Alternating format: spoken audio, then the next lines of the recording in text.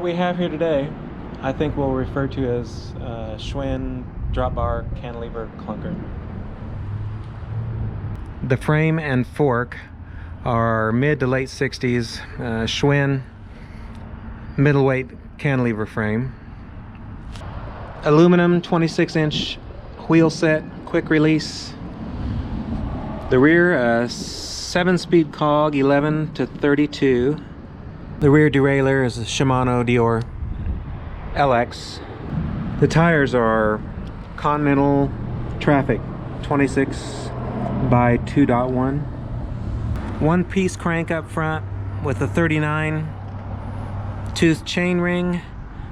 This was probably originally a triple and come off of an old cheap mountain bike. Pedals, just BMX flat platform pedals, aluminum.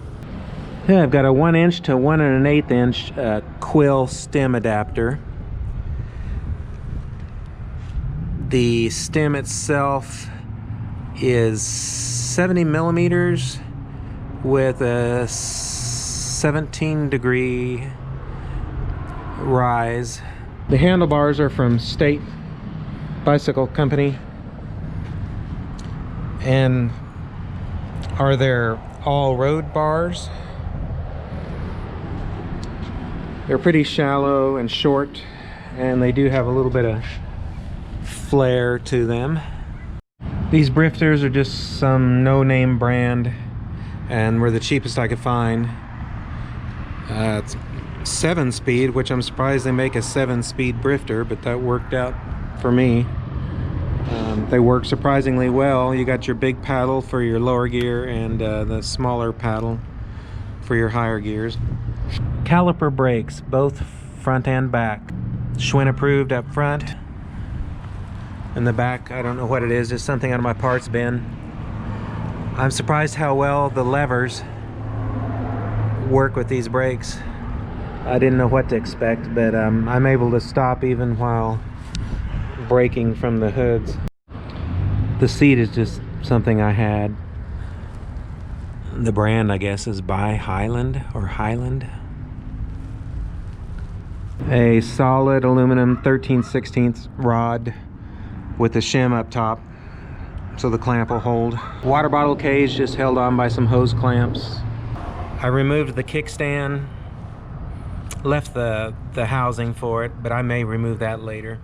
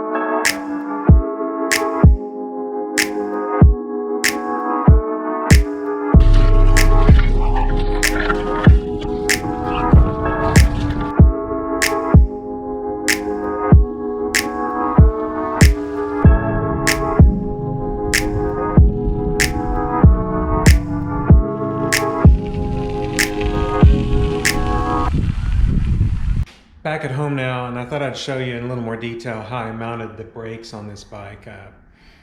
This frame and fork wasn't meant to have a rim brake of any kind and just a coaster brake. What I did is used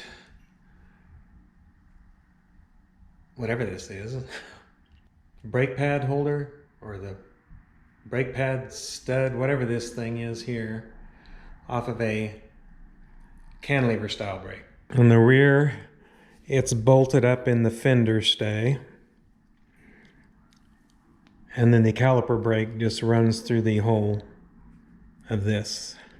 For the front, I actually just screwed this up into the fender hole of the fork and then ran the brake through this hole.